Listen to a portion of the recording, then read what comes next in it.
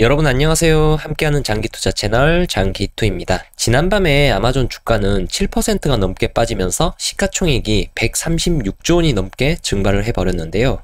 시가총액이 애플 다음으로 2위를 차지했던 순간도 있었는데 어느 순간부터 2등에서 3등, 3등에서 급기야 4등까지 내려오게 됐어요. 하룻밤 사이에 아마존에게 무슨 일이 생겼던 걸까요? 그건 바로 이 매출 때문인데요.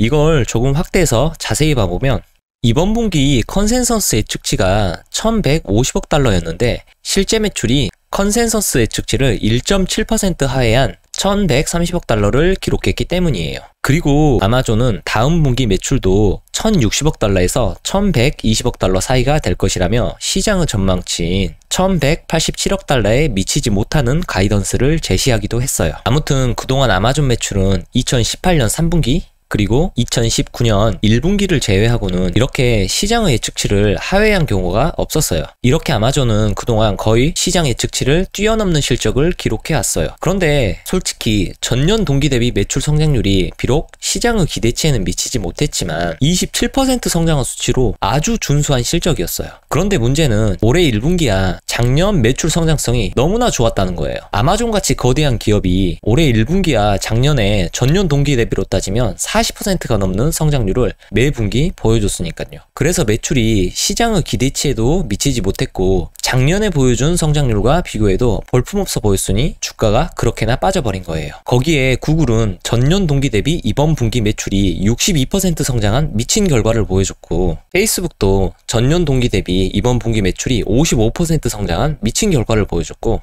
심지어 애플도 전년 동기 대비 이번 분기 매출이 36.4% 성장한 미친 결과를 보여주자 다른 빅테크 기업들과 비교가 되면서 아마존 주가 하락에 더욱 부채질을 하는 꼴이 되어버렸어요.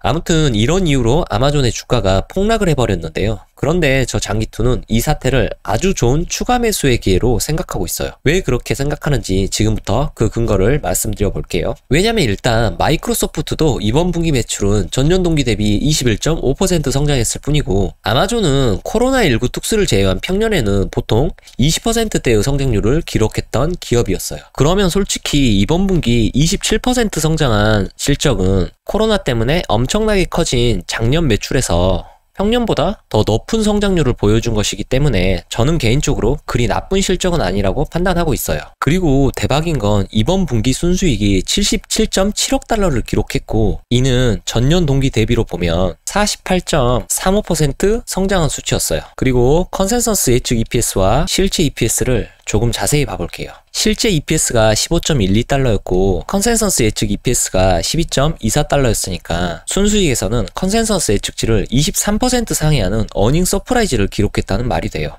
그리고 저는 개인적으로 아마존의 미래는 전자상거래도 훌륭하지만 클라우드 서비스인 아마존 웹 서비스를 정말 좋게 보고 있어요. 그런 의미에서 이번 분기 아마존 웹 서비스 매출은 148억 달러로 전년 동기 대비 37% 성장이라는 훌륭한 성적을 기록했어요. 이는 컨센서스 예측치인 141억 달러를 4.4% 상회하는 결과였어요. 더군다나 아마존 웹 서비스에서 발생시킨 영업이익은 전체 영업이익의 54%를 차지했고 아마존 웹 서비스 매출 대비 아마존 웹 서비스 영업이익이 차지하는 비율은 31%로 정말 고부가가치 사업임을 알 수 있어요. 그리고 클라우드 서비스 산업은 2020년 기준 약 1,500억 달러 정도 규모이고 연평균 32% 정도 꾸준히 성장을 해온 시장이었어요. 그런 아마존은 클라우드 서비스 시장의 성장률 이상으로 꾸준히 성장을 해왔어요. 그리고 외형만 성장을 해온 것이 아니라 클라우드 서비스 영업이익률도 꾸준히 높여오면서 더욱 고부가가치 사업으로 발전을 시켜나갔어요. 그 결과 지금 이렇게 전세계 1,500억 달러 규모 시장에서 아울로 32% 점유율을 가지게 됐어요. 이런 아마존이 클라우드 서비스에서 시장의 성장률을 뛰어넘는 전년 동기 대비 37%라는 말도 안 되게 좋은 성적표를 발표했는데 전자상거래 쪽 매출이 기대에 미치지 못했다는 이유로 이런 주가 하락을 겪고 있는 것이에요. 그리고 클라우드 시장은 외형적으로 이미 많이 성장했기 때문에 2021년 성장률은 20%대로 예상되고 있고 2025년까지는 성장률이 다소 둔화돼서 17%대의 연평균 성장률을 기록할 것으로 예상되고 있는데요. 아마존은 얼마 성장을 했다고요? 지난 분기에도 그렇고 이번 분기에도 전년 동기 대비 무려 37% 성장을 했어요. 이건 한 달에 100만원 벌던 사람이 37만원을 더 벌어서 37% 성장한 게 아니라 한 달에 1억 정도 벌던 사람이 3,700만원을 더 벌어서 37% 성장한 것과 같은 상황이에요. 한 달에 100만원 벌던 사람이 파트타임 아르바이트를 하나만 더 해도 37만원을 더 벌기는 쉽지만 1억 원을 버는 사람이 3,700만원의 수익을 추가로 더 얻기는 힘들잖아요. 그런데 아마존은 그 어려운 걸 이번 분기에도 해냈어요. 더군다나 이건 일회성 이벤트가 아닌 지금까지 계속해서 클라우드 서비스에서 이런 성장률을 보여줘 왔어요.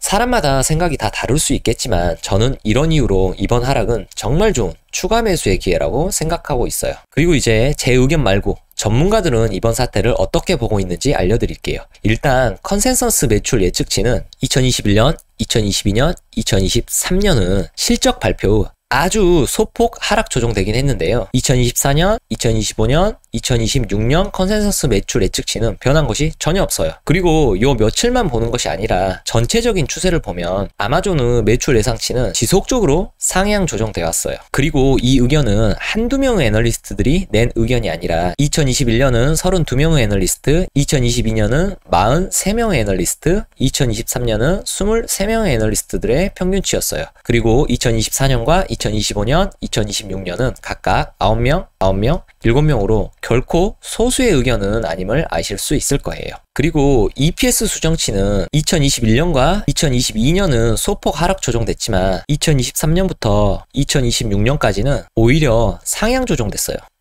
그리고 이 의견도 29명, 32명, 15명, 4명, 4명, 4명으로 결코 소수의 의견이 아니에요. 그러면 장기적으로 봤을 때 전문가들이 평가하는 아마존에 대한 펀더멘털은 변한 것은 전혀 없다고 해석을 해도 무방할 정도예요. 그러면 제가 지난 영상에서 계산했던 아마존의 주가도 변할 것이 없는 것이고, 그렇다면 아마존에 대한 투자를 멈춰야 할 이유도 전혀 없는 게 돼요. 오히려 추가 매수에 좋은 기회일 뿐이죠. 혹시나 제가 분석한 아마존 기업 분석 영상을 보고 싶으신 분들은 위 영상을 참고해 주세요. 그리고 이건 이번 분기 아마존 실적 발표 후 뱅크 오브 아메리카나 JP모건 같은 각 리서치사의 의견을 정리한 표인데요. 보이시죠? 여기 발표 날짜가 전부 2021년 7월 30일로 실적 발표 후 주가가 폭락한 뒤 나온 따끈따끈한 자료예요. 그런데 각 리서치사들은 우리가 생각하는 것처럼 공포에 휩싸여 도망쳐를 외치고 있는 곳은 한 군데도 없었어요. 향후 12개월 후 목표 주가를 다소 하향 조정하긴 했지만 그 어떤 리서치사도 매도 의견으로 바꾼 곳은 한 군데도 없어요. 전부 다 100% 매수 의견을 유지하고 있죠. 이건 방금 그 표를 정리한 자료인데요. 총 42명의 월스트리트 애널리스트들이 아마존에 대한 의견을 제시했는데 42명 전부 100% 매수 의견을 제시했어요. 그리고 이들이 제시한 12개월 후 목표 주가는 최소 3,600달러에서 최대 5,000달러로 이들의 평균값은 4,143달러로 현 주가 대비 24.53% 상승한 수치예요. 그러니 혹시나 고점에서 물리신 분들은 너무 걱정하지 않으셔도 될 것 같아요. 그리고 아마존을 저점 매수의 기회로 삼고 추가 매수하신 분들에게는 존경한다는 말씀을 드리고 싶네요. 공포에 사고 환호에 팔라는 말이 있지요.